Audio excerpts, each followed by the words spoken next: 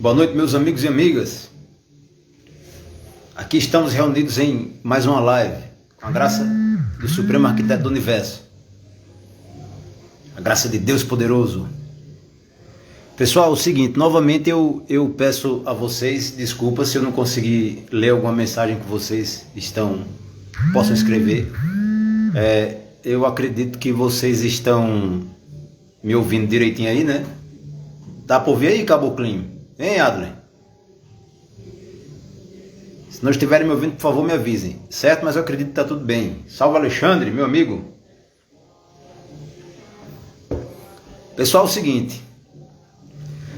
Esta live tem como objetivo transmitir um pouquinho assim do que eu conheço sobre o tarô, tá? Sobre esse oráculo maravilhoso chamado tarô. Estarei ministrando mais um curso, dessa vez um curso introdutório. Na verdade vai servir tanto para quem já conhece o tarô e trabalha com o tarô há um tempo, como para quem está pretendendo conhecê-lo, tá?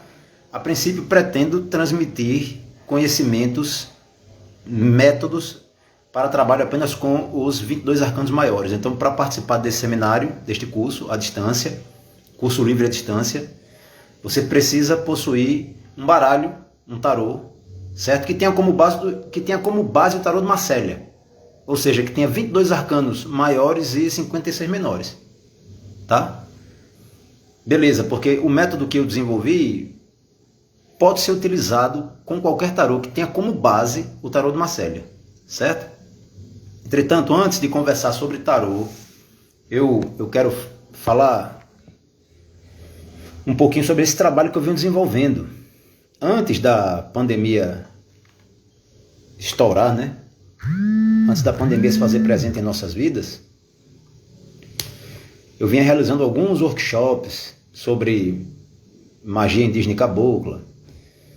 O Métodos de Autodefesa Psíquica também foi um workshop, uma oficina de produção de rapé, tá? Que ocorreu lá no espaço Flor de Lótus, em Ponta Negra. Gostei muito daqueles trabalhos lá, né? Com a graça de Deus. Mas aí a pandemia veio. Quando a pandemia chegou, eu fiquei me perguntando, e agora? Mas que vida é essa? Não tem nada para fazer, dando aula à distância para meus alunos de escola pública via WhatsApp, velho. Então, para não ficar assim, parado no tempo, perdendo tempo, com a graça de Deus, né? Comecei a organizar esses seminários à distância. E aí fizemos um primeiro sobre espiritualidade indígena e culto a Jurema. Um segundo sobre magia indígena e cabocla, teoria e prática. Depois, métodos de autodefesa psíquica. Muita gente participou desses 3 primeiros seminários, né?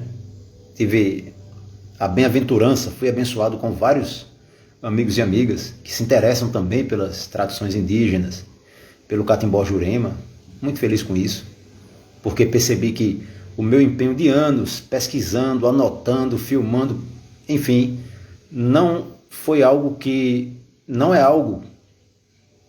serve apenas para mim, mas que tem muita gente que trata com respeito às tradições de matriz indígena e que também serve para eles, né?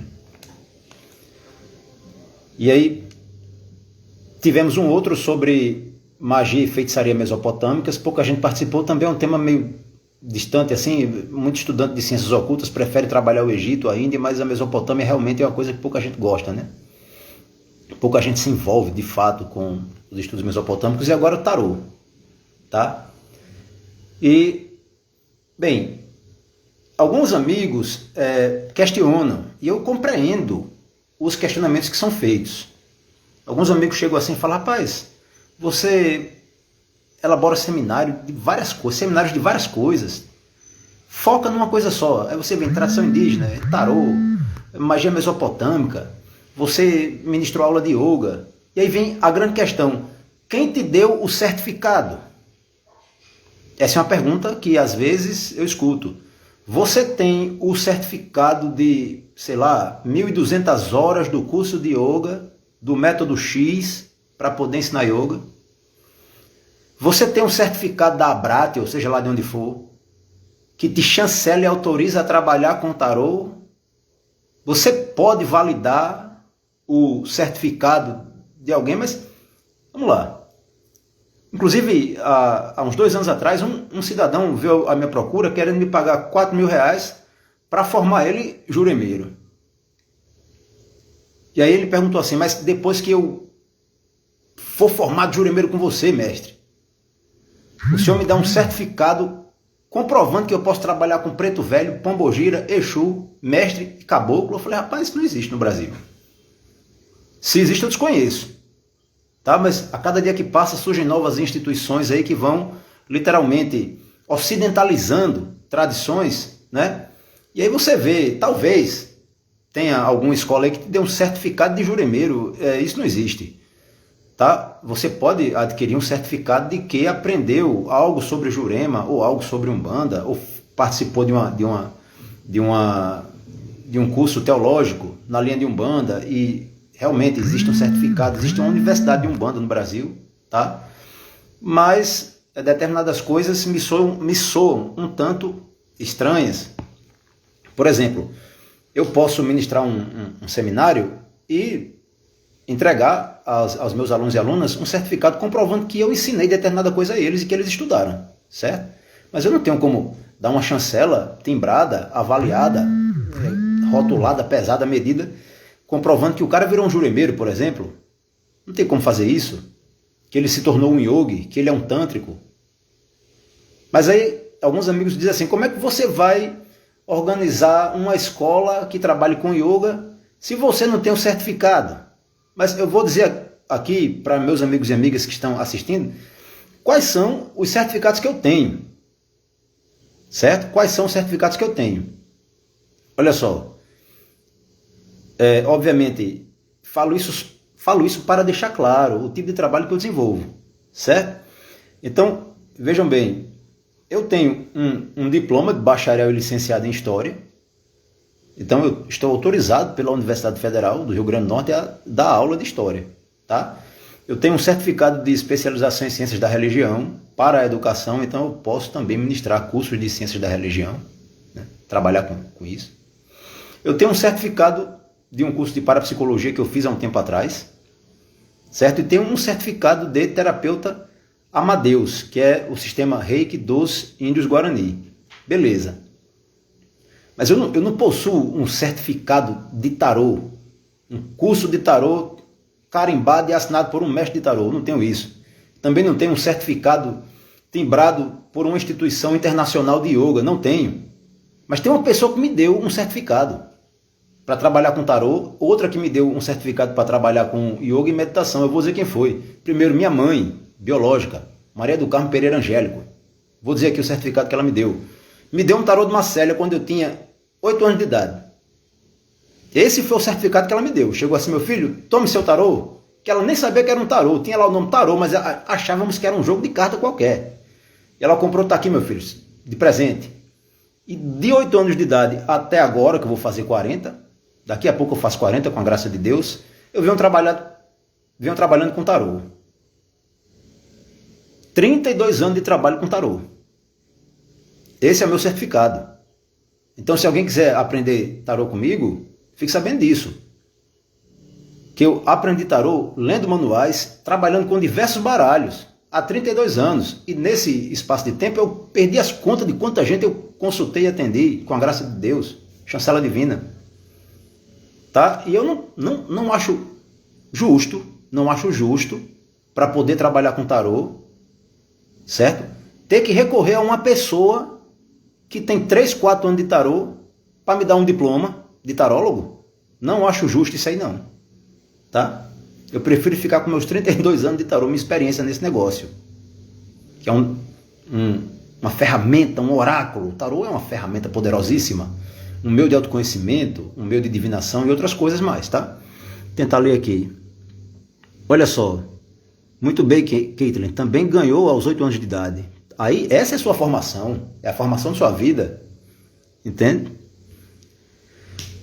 Então, outra coisa. Há um tempo atrás, eu ministrei por alguns meses aulas de yoga.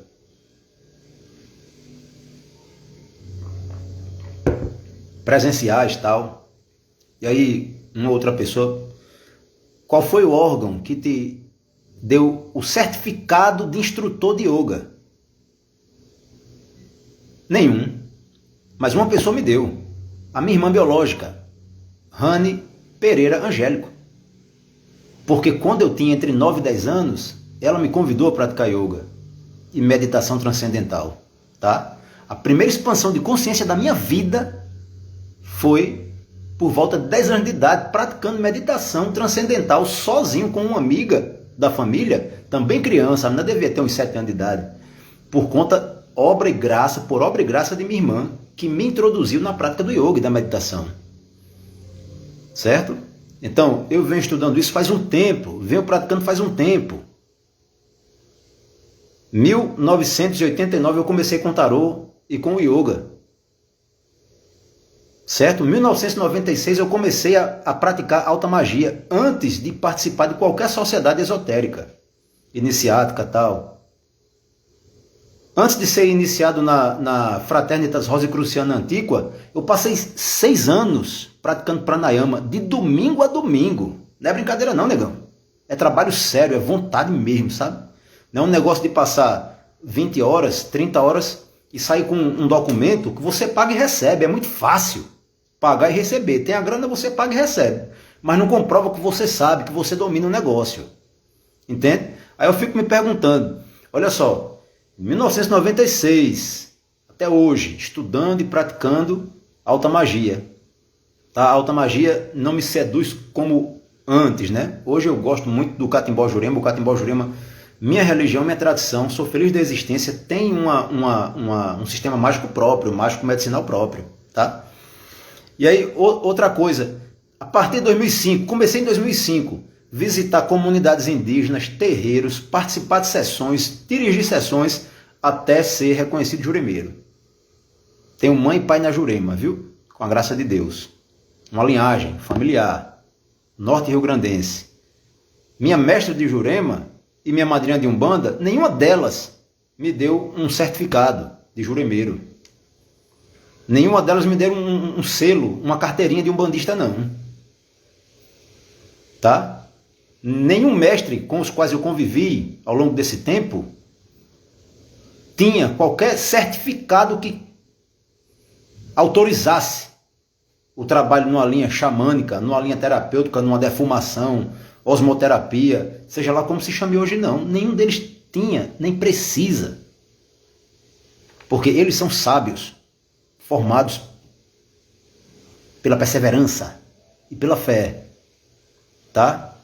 E eu não tenho nem um documento de tarólogo, nem um documento de yogi, nem um documento de tantra, mas com a graça de Deus estou escrevendo os livros, que são sínteses de minhas pesquisas de campo, de minhas vivências. 4 sobre tradição indígena e Catimbó Jurema, e o primeiro dos 7 que eu quero publicar sobre Tantra Yoga vai sair próximo mês. E aí, leiam os livros, recomendo.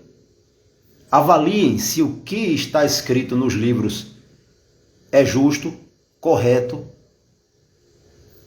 ou se foge de qualquer tradição, ou se foge da linha de pensamento de algum mestre. Quem foi que deu o diploma ao mestre Chico Preto?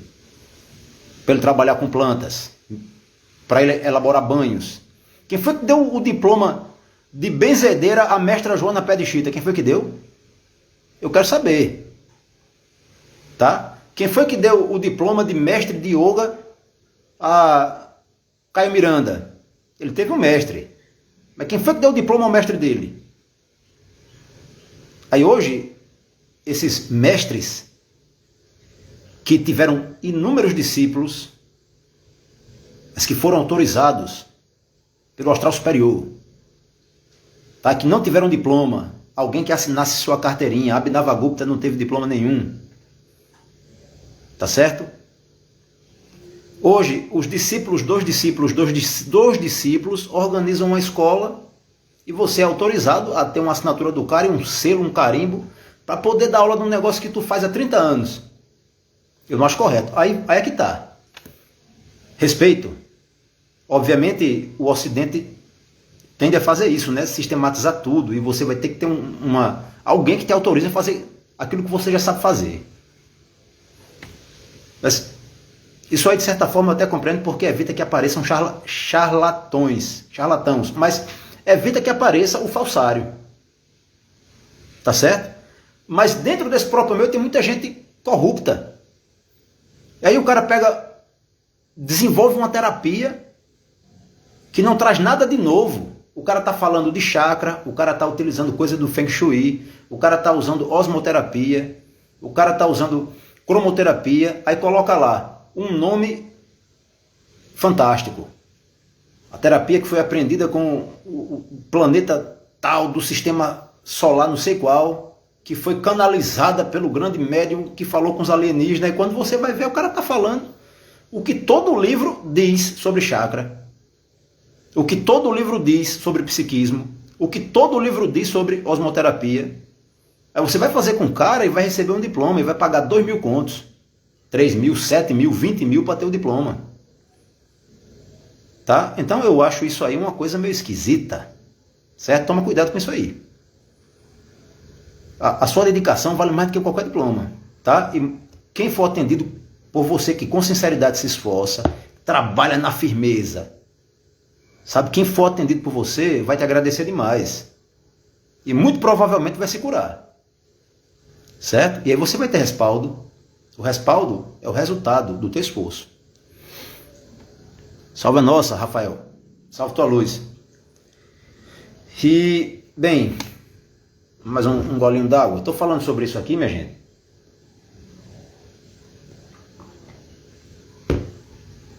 Alguns amigos, me desculpem se eu os ofendi. Algumas amigas ou amigos, me desculpem se eu os ofendi, tá? Mas dentro desse universo das terapias holísticas, muita coisa tem surgido aí e muita instituição, órgãos têm se aproveitado da dedicação de uns para fazer propaganda e comercializar documentos e protociências para outros. Eu não consigo compreender uma pessoa fazer um curso de, sei lá, 3 horas, 8 horas e receber É pior do que o camarada que faz um curso à distância de 3 meses e recebe uma carteira de pastor e abre uma igreja, sabe? É pior o cara fazer um curso de 8 horas e sair como terapeuta para atender as pessoas.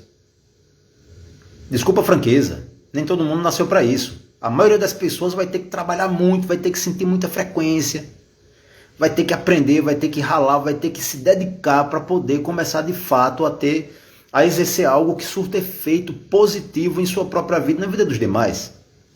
Certo? Bem, esse é meu ponto de vista. Salve, Carol, saravá tuas bandas. Então é o seguinte, esse é meu ponto de vista, tá? Obviamente existem pessoas dedicadas e sérias e que botam para quebrar, dentro do resto da sinceridade. Certo? Isso aí vale muito. Perfeitamente, Maurício. Existem muitos pseudoterapeutas. Existe falso pastor, falso profeta, falso padre, falso macumbeiro. Tá? Existe um cara que você vai no terreiro, o cara diz assim, olha, fizeram um trabalho para você, se você quiser se dar bem, você tem que me pagar 17.000, 21.000, senão você vai morrer. E tem cara que acredita, rapaz. Por incrível que pareça. Isso é pior do que um falso profeta, ou sei lá o que danado é isso.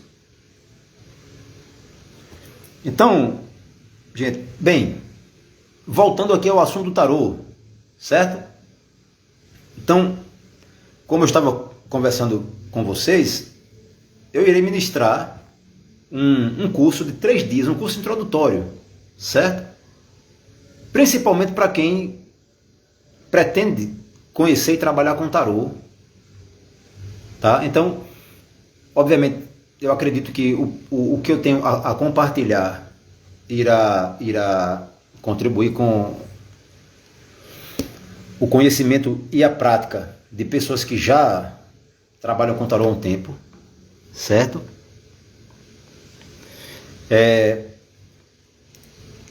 Nos dias 20, 21 e 22, esse curso estará sendo ministrado. Eu vou entregar uma apostila com a síntese do método. O método, obviamente, que eu desenvolvi. Tá? Eu chamo de método Rômulo Angélico, porque quem desenvolveu fui eu, com a graça de Deus. Certo? E acredito que o estudo vale a pena. Quem sentir de participar, entre em contato comigo. Certo? No privado aí, tal, pelo Instagram ou pelo WhatsApp. E se inscreve e vamos nos encontrar em videoconferências. Mais à frente, com a graça de Deus, quando essa pandemia apaziguar, a gente pode se encontrar pessoalmente para fazer um trabalho presencial muito mais cheio de vida do que a distância, né? Mais um parêntese. Estou sistematizando tudo o que eu aprendi nos campos das tradições indígenas, certo? No que se refere a métodos mágico-medicinais, e nos campos do yoga e do tantra, organizando um sistema de cura e magia, chamado Caraíba. Estou organizando isso, uma síntese de tudo que eu aprendi no campo da cura, certo? Até os dias de hoje. Do que eu considero mais importante, a cura energética, métodos mágico-medicinais, de cura com plantas, cura com velas, cura com pranayama, com meditação, tá? E ano que vem eu pretendo iniciar a formação de algumas pessoas que se interessem por esse método, certo? Ninguém me deu diploma, porque quem inventou fui eu, tá? E eu acho que eu posso até dar um certificado a alguém, comprovando que aprendeu comigo e nada mais, certo? Finalmente, deixa eu ver, todo método tem o seu valor se tem fundamento, sim. Finalmente, vamos ao tarô, certo? Então, olha só, gente. O tarô, há tempos atrás, né? Logo quando eu comecei a estudar o tarô, quando ainda era criança, muita gente se aproximava para adivinhar coisas através do tarô. E realmente nós tínhamos uma prática divinatória. Utilizávamos o tarô, coisa de criança, para saber se fulano ia namorar com cicrana, né? Depois eu percebi que os adultos também procuram para isso, algumas vezes, né? Mas o tarô é uma ferramenta muito mais profunda. O tarô é um meio de autoconhecimento. O tarô é um estudo sobre aspectos ocultos de tua alma, de tua mente, de tua psique. Certo? Mas qual a origem do tarô? Quais são as possíveis origens do tarô? Admiro demais seu trabalho e comprometimento. Sim, eu vou deixar a live salva, minha irmã Joelma. Salve tua luz. Muito obrigado pelo carinho. Bem, pessoal, existem duas possíveis origens para esse oráculo, certo? Os ocultistas do século XIX e do século XX afirmavam que o tarô tem origens egípcias. Ali por volta do ano 30 a.C., o Antigo Egito estava em decadência. E, teoricamente, nesse momento, os sábios do Egito se reuniram para proteger o que havia de mais sagrado em sua ciência. Sua ciência que eu quero dizer porque a concepção de ciência no mundo antigo é distinta da concepção de ciência do mundo contemporâneo. Ciência para o antigo estava ligada à espiritualidade. Tá? O médico era mago, por exemplo, era sacerdote também, então as coisas estavam interligadas, né? Então vejam só, os sábios do Egito haviam se reunido para saber como fariam para não perder aspectos sagrados e importantes de sua ciência. E tiveram a ideia de organizar em lâminas imagens, arcanos, mistérios, em lâminas que foram legados à posteridade. Cada lâmina do tarô seria um aspecto, na verdade um símbolo, ou um conjunto de símbolos em que estaria criptografado, digamos assim, né? Um elemento de importância dentro do campo das diversas ciências espirituais do Antigo Egito.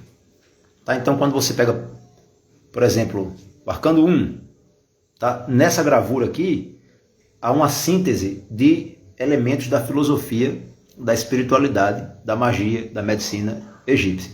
Uma síntese. Quem for capaz de destrinchar, quem for capaz de traduzir, terá acesso à ciência dos antigos egípcios. Esse era um ponto de vista dos ocultistas do século XIX e século XX. O tarô teria origem egípcia. Tá? Mas no século XXI, os cientistas que estudam, pesquisadores que estudam baralhos, né, vão dizer que o tarô é do final da Idade Média. O primeiro tarô teria aparecido no norte da Itália, lá pelo século XV, né? A Idade Média, a terceira etapa da história, de acordo com a historiografia acadêmica clássica, a historiografia clássica, um período que dura mais ou menos 1000 anos ali, começa no século V, vai até o século XV. Então, no século XV, teria surgido no norte da Itália o primeiro tarô. Teoricamente, o tarô de Marselha, para alguns pesquisadores, né? E aí, da Itália, migrou a Paris, tá? E de Paris foi progressivamente se espalhando pelo mundo, certo? Então, os ocultistas do século XIX e XX utilizavam o tarô principalmente em práticas mágicas, certo? E práticas divinatórias, magia e adivinhação, beleza? Quando nós chegamos no século XXI, na verdade, no final, na segunda metade do século XX, certo? O tarô já estava sendo abordado por diversos pesquisadores como uma ferramenta de autoconhecimento, certo? E aí há toda uma influência da psicologia junguiana, que lida com arquétipos, com o inconsciente coletivo, nisso aí, é toda uma influência, né? De pesquisadores que se basearam em linhas da psicologia acadêmica para abordar o tarô e outras ferramentas, outros oráculos, certo? E aí nós temos uma outra visão sobre o tarô. Aliás, outras finalidades, não ligadas exclusivamente a práticas mágicas e divinatórias, mas ligadas ao autoconhecimento, certo? E aqui, bem, eu separei alguns baralhos com os quais eu tive a oportunidade de trabalhar e quero conversar sobre alguns deles com vocês. Ao longo do tempo eu utilizei diversos, né? O tarô do Aleister Crowley para mim foi muito bom, assim, trabalhei alguns anos com esse tarô, é um tarô bem que nos possibilita acessar mistérios mágicos de fato. Gosto muito desse tarô, mas precisei me desvencilhar dele. Mais à frente pretendo readquiri-lo, né? Mas eu separei aqui um tarô que é um facsímile de um dos mais antigos jogos, um dos mais antigos baralhos, quero dizer, que é o tarô de Eteila. Eteila foi um alfaiate francês do século XVIII, sabe? O nome do cara, na verdade, é Aliette. Então ele escreveu o livro de Thoth, porque para ele o tarô realmente é um livro de origem, é um livro de fato, né? De origem egípcia, certo? Ali por volta do ano 2170 a.C., uma reunião no templo de Amon, em Mênfis, uma reunião de vários magos, originou o tarô. E o Eteila elaborou esse tarô aqui. Tá? O livro de Thoth, também conhecido como o Grande Eteila. Aqui, ó, as cartas são bonitas, sabe? Eu acho muito bonitas essas cartas. Aqui, o Arcano 11, a força, né? Agora, há uma coisa interessante. Eteila fez uma alteração na posição dos arcanos, mas uma alteração considerável. Por exemplo, quem conhece o tarô sabe que o mundo é o último dos arcanos maiores, né? Ele colocou aqui como a carta número 5. Tá? Por isso, o Eteila recebe críticas de diversos estudiosos. Tem cara que fala assim, Eteila se aproximou do tarô egípcio, mas o tarô que ele desenvolveu, que ele elaborou, não é interessante. O que acontece? Eu conversei anos atrás com um amigo e irmão, membro da Sociedade Brasileira de Obiose, e ele me falou assim, o tarô de Eteila não é para todo mundo. O meu mestre na Obiose me ensinou que o tarô de Eteila é um tarô alquímico. Nem todo mundo vai conseguir trabalhar com ele. É muito simbólico e alquímico. E realmente, eu trabalhei com esse tarô um tempo, gosto muito dele, mas é um tarô que eu particularmente considerei um pouco difícil de ser interpretado. Quero dizer, você estabelece um diálogo com o tarô, tá? A Dion Fortune vai afirmar que o tarô possui um gênio. Eu acredito nisso, porque nós de fato dialogamos com o tarô. O tarólogo que pratica muito, ele pode prestar atenção, ele dialoga com uma inteligência que se manifesta através do tarô. Ele pode dialogar com várias inteligências que se manifestam através do tarô, certo? E aí uma prática mágica, para quem gosta de lidar com magia, é utilizar o tarô como uma ferramenta de evocação de seres espirituais, de inteligências espirituais. Se protege no círculo mágico e usa a tua ferramenta, se você quiser. Mas se protege. Bem, outra coisa que as pessoas não sabem é que o Eteila também foi responsável pela elaboração de um tarô maçônico. Muito misterioso, muito belo. Eu considero mais bonito do que esse, visualmente falando, sabe? Mas muito difícil de ser encontrado. Só vi 3 cópias, aliás, só vi cópia de 3 cartas desse tarô maçônico de Eteila, tá? Teoricamente, ele elaborou esse tarô aqui, alquímico, certo? Jogou assim, ó, para o mundo, jogou para o mundo para alquimistas terem acesso, certo? E elaborou um tarô maçônico e deixou restrito na maçonaria isso aí. Acho que pouco maçom sabe desse negócio, porque aspectos mais esotéricos da maçonaria, infelizmente, não vibram mais, né? Atualmente, né? Eu não vou entrar em detalhes sobre a ordem maçônica, mas o que eu quero dizer é que atualmente, no século XVIII, XIX, haviam ritos mágicos dentro da ordem maçônica. Hoje em dia, esses ritos não existem mais, estão adormecidos, né?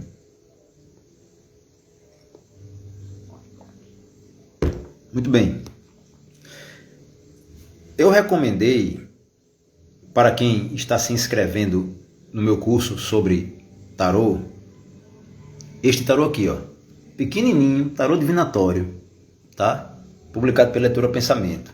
Não estou fazendo propaganda não, mas por que eu recomendei esse tarô? Porque eu vou utilizar ele no meu curso, tá?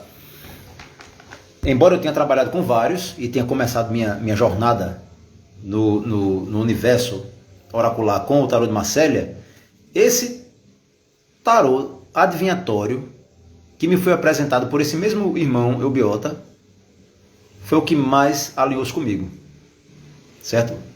Interajo muito bem com ele, gosto muito dele, me transmite uma fluidez no trato, no diálogo com as inteligências espirituais, possibilita uma interconexão entre o tarólogo, eu no caso, e o consulente, sabe? Gosto muito desse tarô. E é um tarô de estudo, as cartas são muito simples, muito frágeis também, é importante que você preze muito pela limpeza do ambiente, e trabalhe com certa leveza com essas cartinhas aqui, porque rapidamente elas se desgastam, tá? Por exemplo, ó, acho muito simples e ao mesmo tempo belo aqui, ó, a Roda da Fortuna, o Arcano 10. Aqui você tem diversos símbolos, letras de vários alfabetos, tá? Você pode utilizar isso aqui no seu estudo de religiões comparadas. Pode comparar tradições, porque boa parte dos alfabetos antigos, como o hebreu, por exemplo, possui valores. Cada letra possui valores, tá? Valores que, de acordo com determinadas operações cabalísticas, você vai desdobrando esses valores, tentando ser mais objetivo.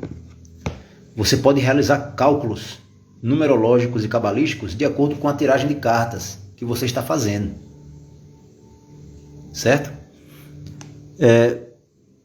Pode acompanhar, Rebeca, com o de Marcélia, sim, tá? Qualquer tarô que tiver como base Marcélia, certo? Que tenha 22 arcanos maiores, serve para esse método que eu elaborei, minha irmã, viu? Que você tem o arcano 11 aqui, ó, a força. Muito simples. É uma falha dos autores do manual desse tarô, né? A única falha que eu encontro no manual é que eles descrevem as imagens dos arcanos com algumas diferenças.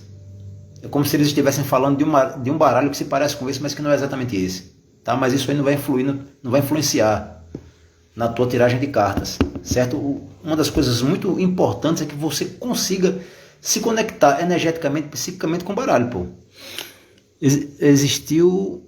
Peraí, é uma formação em numerologia cabalística, tem um módulo de tarô. Sim, Ayane, eu participei de um curso na Fraternidade Rosa Cruz Antiga, em que se trabalhava com tarô, numerologia e astrologia, interconexão entre essas ciências, né?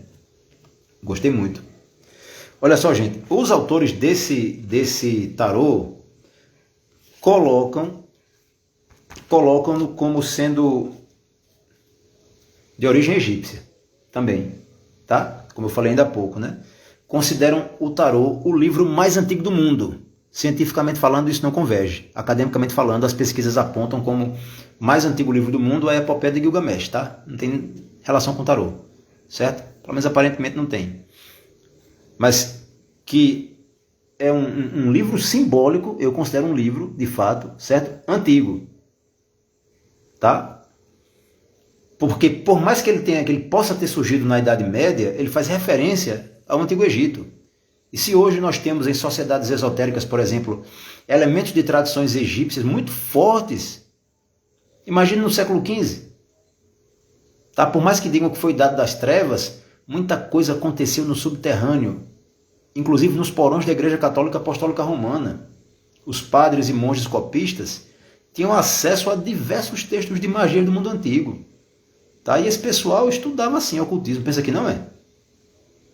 Agora, na modernidade, tá? Após o século XV, nós encontramos, por exemplo, relatos de jesuítas que praticavam necromancia nas cavernas espanholas. Quer dizer que eles não tiveram acesso a elementos da ciência esotérica, da ciência oculta do mundo antigo? Tiveram, guardaram, preservaram e praticaram. Tá? Muito bem. Beleza. Tem um outro tarô aqui.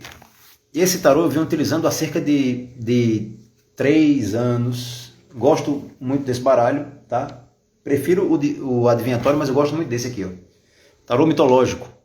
Percebo que existem muitos tarólogos hoje que trabalham com esse tarô. Realmente é um tarô muito bem produzido. Esse aqui foi presente do irmão e amigo Lucas Fortunato. Muito obrigado, viu, seu Lucas, pelo presente.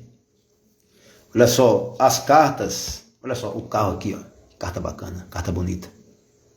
Arcano 7, o carro. Olha só, sem medo de ser feliz, com a graça de Deus. Arcano 10, a roda da fortuna. Olha que coisa elegante. A força, arcano 11. Então, as imagens desse tarô são imagens ligadas a mitos e deuses gregos. Certo? É um tarô que pode ser tranquilamente usado para autoconhecimento, autoconhecer-se. Dentro de uma linha de estudo, obviamente, como eu falei ainda há pouco, tem a ver com a psicologia junguiana. Tem um deck que também utilizo e me conecto muito, que trocou a numerologia dos arcanos. 8 e 11 de Marcélia. A força ficou como arcano 8 e a justiça como 11. É o que eu acho. Olha, alguns tarólogos, como Edward White, por exemplo, foi um grande iniciado. Certo? Alguns tarólogos concluíram que essas mudanças seriam importantes para reaproximar o tarô de um suposto ou possível primitivo baralho, certo? Um possível primitivo jogo de arcanos. Para mim, na minha opinião, não há problema com essa alteração dentro do campo dos 22 arcanos maiores. Tá? Se você pegar, obviamente isso é uma visão minha, de fato é o que acontece. Se você pegar todos os arcanos e apagar os números, você pode embaralhar à vontade e traçar o teu jogo. Vai dar um resultado positivo. Certo? Você pode apagar os números, pode apagar os nomes e deixar só os símbolos, só as imagens dos arcanos e traçar à vontade. Se você tem alinhamento e afinidade, minha irmã, com o tarô que você está trabalhando, vai dar uma série de prognósticos, orientações e reflexões muito importantes. Tá? A letra é morta, o espírito vivifica. Esse tarô mitológico é produção bem recente, 1988, certo? E eu me alinhei também muito com esse tarô. É um veículo de conversação, comunicação com o gênio do tarô, com a inteligência que está por trás do oráculo. Você percebe quando ela interage, você percebe quando ela discorda de você. Ela vivamente te dá intuições, te dá explicações. E particularmente, eu particularmente acho que o uso de uma ferramenta como essa, o uso adivinhatório, é o menor uso possível. É bom você trabalhar o tarô como um orientador, certo? Uma forma de realizar reflexões sobre a tua vida, sobre a tua postura perante os desafios da vida, encontrar alternativas para superar desavenças, para vencer, para se tornar um homem ou uma mulher mais organizado, mais poderoso. O que é que eu preciso fazer? Que passo eu preciso dar? O que é que está faltando aqui nesse processo de autoconhecimento? O que é que eu tenho que organizar no meu trabalho? De que modo eu consigo ser melhor com minha mãe, com minha irmã, com meus filhos? O tarô aponta esses caminhos, ele te ajuda a construir soluções, a encontrar soluções, tá? Isso é muito mais rico e poderoso do que pessoa chegar, eu quero saber aqui o que é que fulano pensa sobre mim.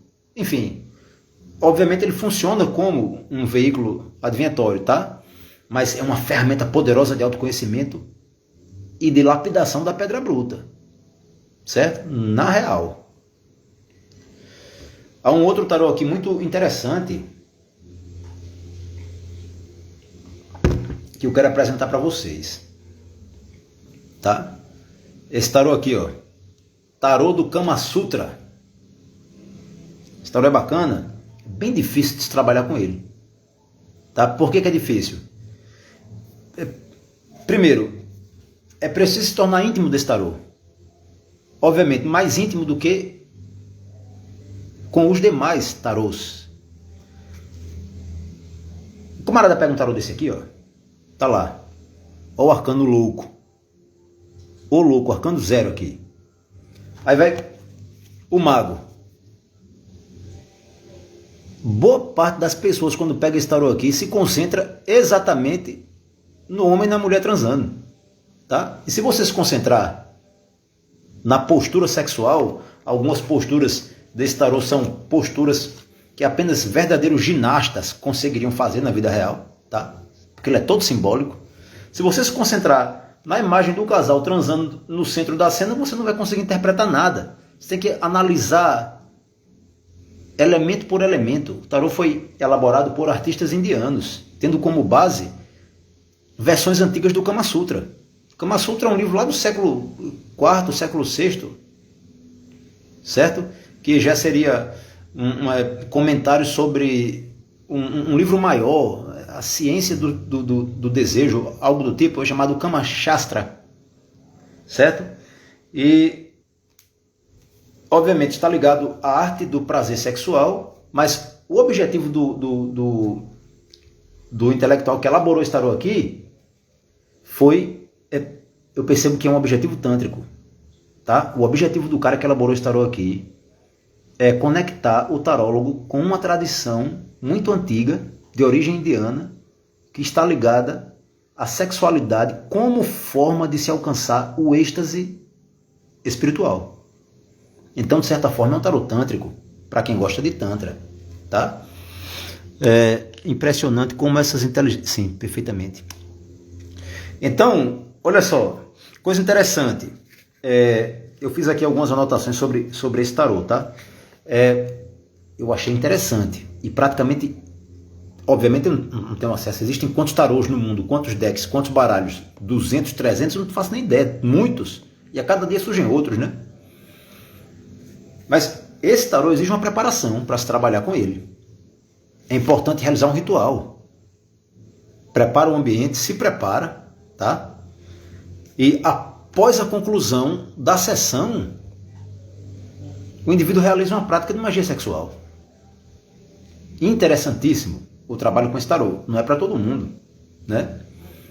Devido à neurose ocidental, se você for conversar com uma pessoa sobre magia sexual, o cara já vai achar que você está querendo transar com ele. Ou a mulher já vai pensar, vixe, está querendo transar comigo. Se você for falar sobre Tantra, você fala Tantra, aí o cara já pensa numa pessoa transando com a outra. Tá? Infelizmente, o Ocidente civilizado, o judaico-cristão, tem esse defeito. Certo? Não compreende a grandiosidade que existe no próprio sexo. E que o Tantra e a magia sexual estão além disso. Muito além. Tá? Então, eu sugiro esse tarô para quem pretende realizar um estudo pessoal. Olha só que coisa interessante aqui. A roda da fortuna. Olha que carta invocada. A roda da fortuna. A força. Muito bem. Se você quiser conhecer elementos ligados ao Tantra indiano e à magia sexual, inclusive a ocidental, né? Todo respeito para quem leva a sério, porque é uma coisa séria, não é brincadeira, nem está ligado à pornografia, nem à promiscuidade, nada disso, tá? Se você tem interesse, esse tarô é uma ferramenta para estudo, certo? E o último tarô, acho que temos alguns minutos aí ainda, que eu selecionei, não tem relação direta com esses aqui. Não vou utilizar esse tarô, não sugiro para quem vai se inscrever ou já se inscreveu no curso que eu estarei ministrando a partir do dia 20, o uso de um tarô como esse. Esse aqui é um tarô chamado Tarô da Transformação, que tem como base os estudos do Osho, aí numa linha neotântrica. Entretanto, nos ensinamentos do Osho, quero dizer, os ensinamentos do Osho não abarcam exclusivamente o aspectos do Tantra, tá? Mas ele também trabalha o Zen budismo, trabalha a mística judaico-cristã, certo? E, rapaz, esse tarô aqui é uma ferramenta tão bela, porque cada carta é um ensinamento que você pode carregar por toda a tua vida. Olha só. Iluminação. Arcano 3 aqui, ó. São 60 cartas. Ele não segue o trabalho, o modelo estilo Marcélia, tá?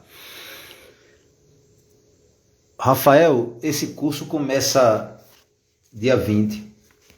São 3 dias, 20, 21 e 22. Certo? Para quem já foi meu aluno, eu estou cobrando R$50. Certo? E para quem é membro da Ordem do Lótus Negro.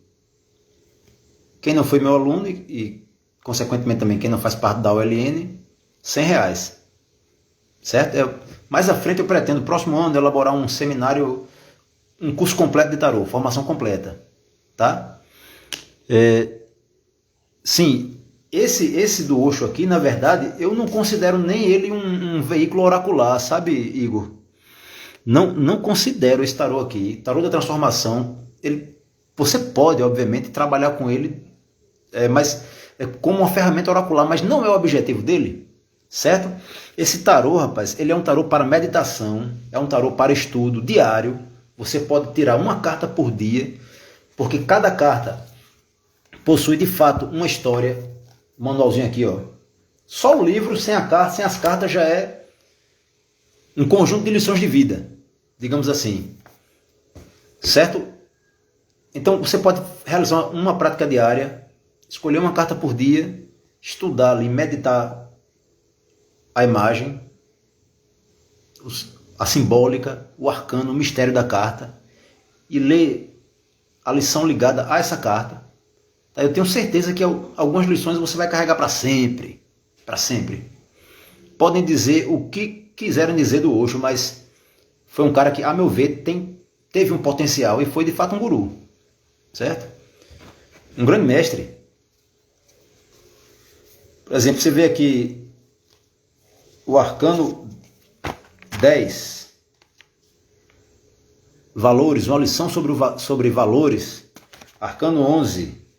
Uma lição sobre conhecimento e por aí vai. Você pode jogar para uma pessoa, você pode buscar inspiração através desse tarô para resolver problemas com sua companheira, tá? Enfim, o uso é ilimitado. O uso de todo tarô é ilimitado, pô.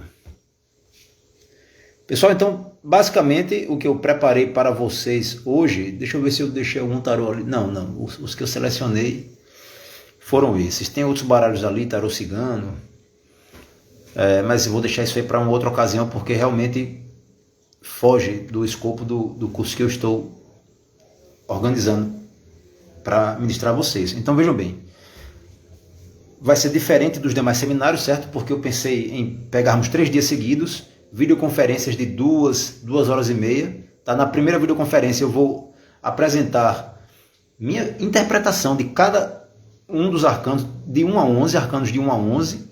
Segundo dia, de 12 a 22, tá? E no terceiro dia, no nosso terceiro encontro, vai ser o trabalho metódico. Eu quero transmitir a minha forma de traçar, de jogar o tarô para vocês, certo? Eu aprendi, obviamente, como eu falei, 8 anos de idade, um método. O tempo foi passando, eu fui interagindo com outras formas de se tirar as cartas, de trabalhar com as cartas. Até que eu fui desenvolvendo um método meu, com elementos de vários sistemas. Certo? E é esse método que eu quero transmitir para vocês. Quem jogou tarô comigo sabe que eu gosto do negócio, graças a Deus. Eu não imaginava que é tão ampla a aplicação, muito interessante. Pois é. E fico feliz por pessoas que gostam de estudar os mistérios do mundo antigo, os mistérios da contemporaneidade, né? Os mistérios atemporais. Virem aprender um pouquinho do que eu tenho a oferecer. E a gente troca conhecimentos, né? Vocês aprendem comigo, eu aprendo com vocês. E aí está um dos grandes segredos da vida. O aprendizado é mútuo. Todas as coisas estão trocando conhecimentos o tempo todo. E todas as partículas do cosmos se amam eternamente. Salve tua força, Leonardo. Salve tua luz, meu irmão. Pessoal, então eu vou finalizando aqui esta live, certo? Vou inserir você no grupo, viu, Maurício? Eu não coloquei você ainda não no grupo do tarô, mas vou colocar aqui no Zap, tá? Rogando ao Supremo Arquiteto do Universo que abençoe nossas vidas com muita luz, muita saúde, muita paz, muito amor. Quero aproveitar a ocasião aqui, tá? E fazer uma declaração para minha Shakti Devi, Dona Sidma. Amo muito você, se lembre disso para sempre. Esqueça não. Muito obrigado, viu, jovens? Paz e alegria. Até breve.